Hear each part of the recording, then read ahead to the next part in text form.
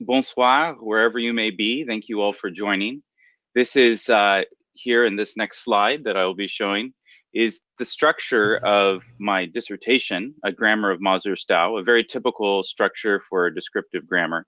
But instead of boring you with an overview of each chapter, I will rather focus on a couple of Stau language fun facts and a couple contributions that this dissertation makes to the field of linguistics. So here is an overview of my talk today, and I will be going through each section here. So first I will start with geography and fieldwork. And no, Stau is not pronounced like the German Stau and does not mean traffic jam. Okay, this is a map of Sichuan province, China. The yellow areas indicate Gansu prefecture and the red polygons are Stau speaking areas. This map shows some of northeastern Gansu prefecture and part of southwestern Aba prefecture, Sichuan province. Stau is spoken by about 27,000 people in the navy blue colored areas, which are primarily in Daofu County, but are also partially in Luhuo, Damba, and Jinchuan counties. And for my dissertation, I focused primarily on the Xinya Mazi variety, which is spoken in the valley that is labeled with yellow on the map. I will refer to this variety by the name Mazi Stau or just Stau throughout this presentation. And here is a picture of the home of my main language consultant looking down a section of the Xinya Lomba or Xinya Valley. On the right-hand side of this photo, wearing red, is Tsering Tsomo, who was my primary language consultant. She is sitting here with her family, her father, mother, sister, and daughter. Each one contributed texts and data for my dissertation. And here is Tsering Tsomo's grandmother, who lived until her 90s and is now no longer with us, from whom I collected some texts in 2017. I have made many Stau friends, and many others have contributed to the collection, my collection of Stau language data. This is a photo of myself with another friend and language consultant, Jiamsen from Urgufshi, which is known in Chinese as Gexixiang.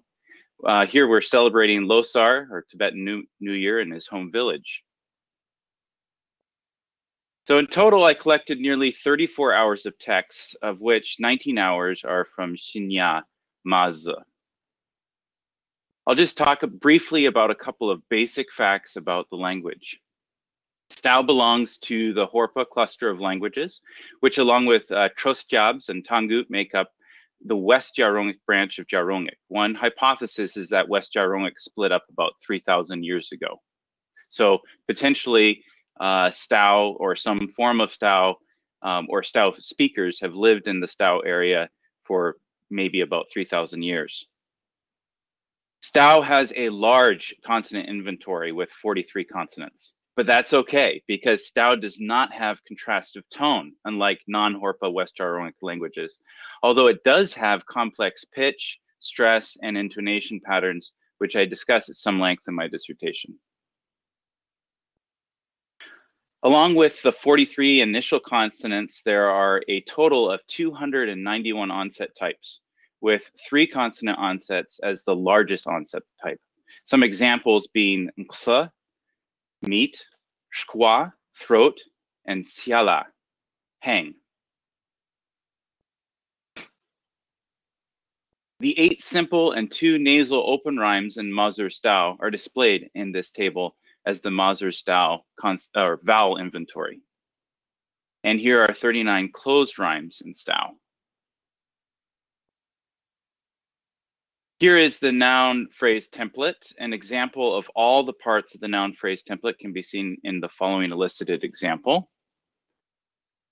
And as is common with all Jaronic languages, Stau has a large verb template. Although there are 12 slots in the verb template, as can be seen in this table, I have not found all 12 slots in use at the same time. Here's an example of 8 slots being used for a verb. The maftiftabang, they have not thrown me out, which I do hope will not happen to me right now during this soutenance. Here's a couple of fun facts about the language.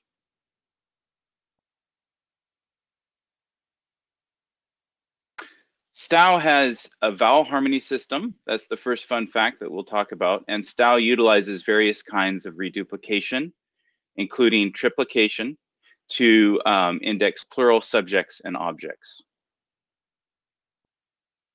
Vowel harmony in Stau is what was first discussed in detail in my LTBA article, Gates and Kim 2018.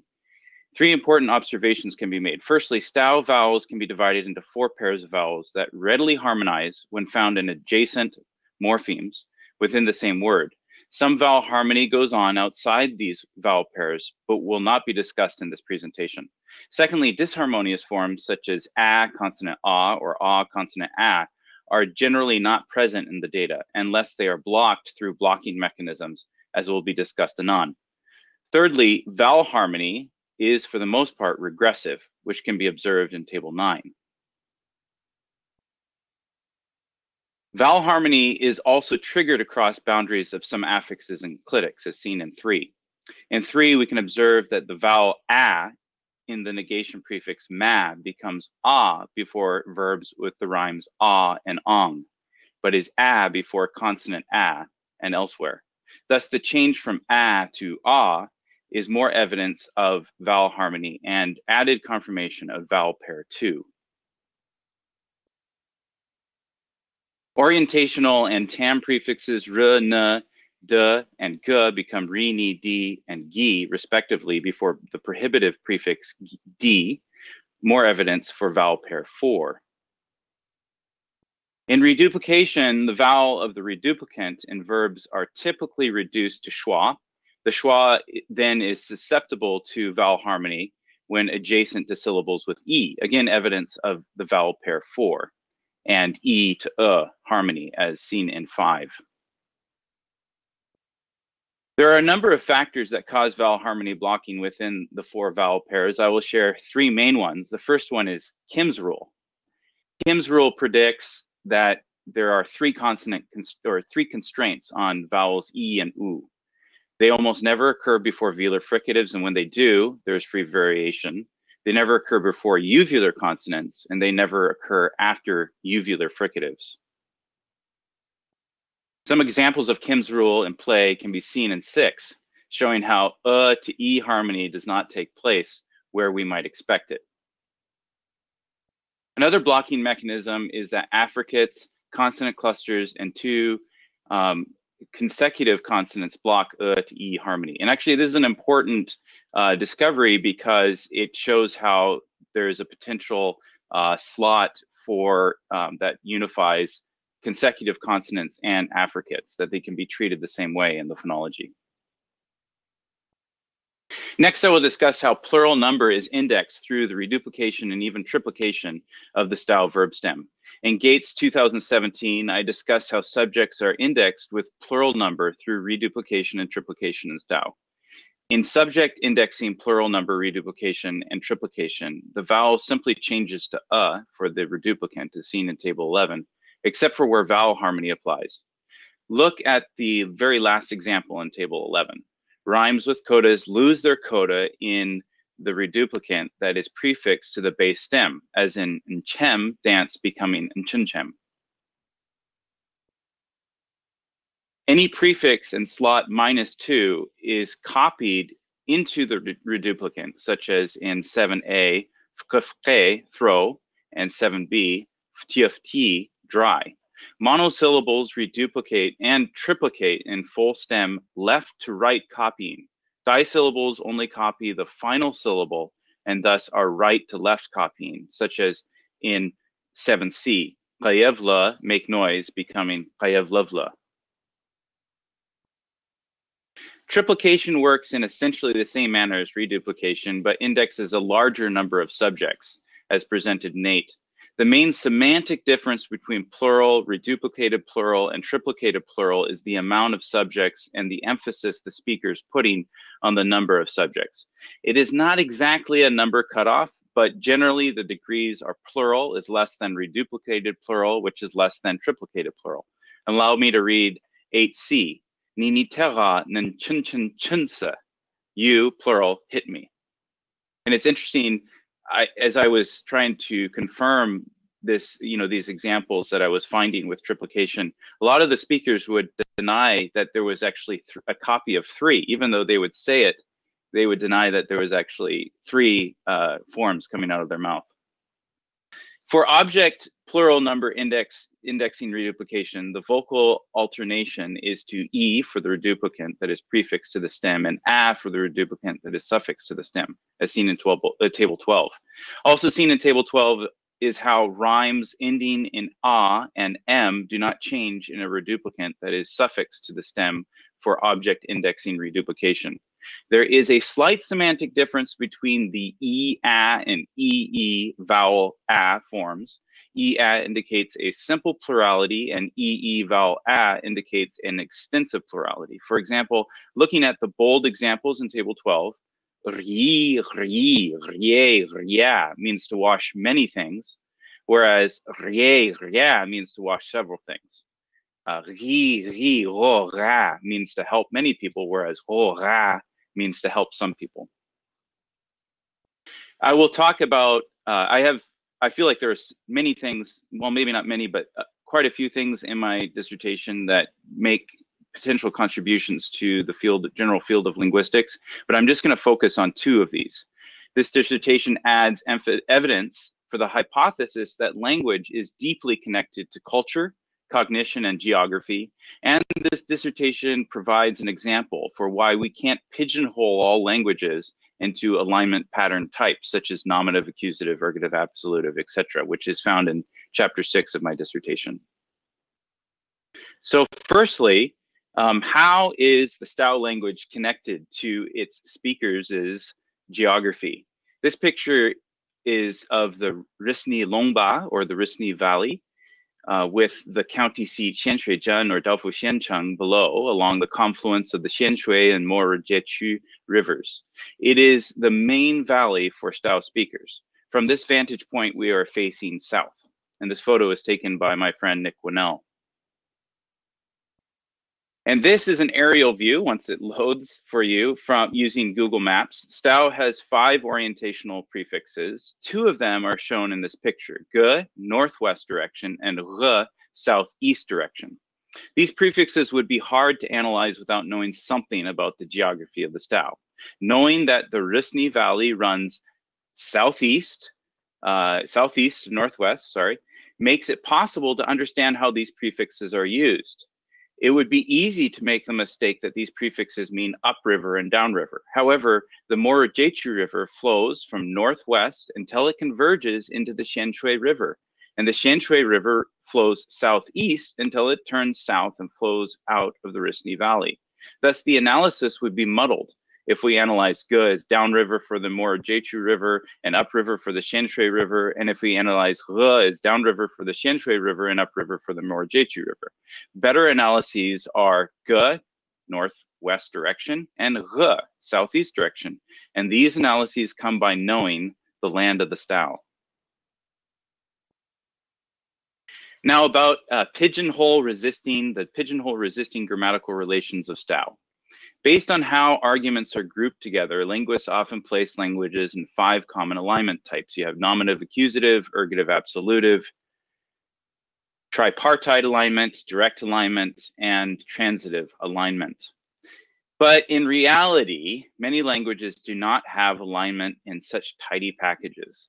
Stau is an example of messy alignment. However, it is possible to find patterns and discuss alignment in Stau according to 4 of the alignment types mentioned above: nominative, accusative, ergative, absolutive, tripartite, and direct, which are categorized into 3 major systems. For argument indexation, the alignment systems are split over number, plural versus singular, for case alignment. The alignment systems are split over person, SAP versus non-SAP. SAP defined as first and second person, non-SAP defined as third person. And no, I'm not using SAP in the same sense as J.L. Austin. And I say it is messy because this is what systems 1 and 2 look like together, and that's just for argument indexation. Systems 1 and 2 are split due to number indexation. System 1 is plural number, figure 12, and system 2 is singular number, figure 13 on the next slide. Each system of alignment has two subsystems of alignment, that is system 1A and 1B, and system 2A and 2B. System 1A is nominative accusative, seen in figure 14, and system 1B is direct, figure 15. System 2A is tripartite, figure 16, and system 2B is ergative absolutive, figure 17. Alignment from the perspective of case has a four-way split between ergative absolutive or tripartite for third-person arguments and direct for nominative accusative, direct or nominative accusative for first and second-person arguments. Thus, again, we can organize case alignment in alignment systems 1 and 2, as has been done for argument indexation. System 1 is nominative accusative, that is system 1A, and direct, system 1B. And system 2 is tripartite, seen with system 2A, and ergative absolutive, system 2B. And that is not all. There's also system 3, which is a direct inverse system, figure 22.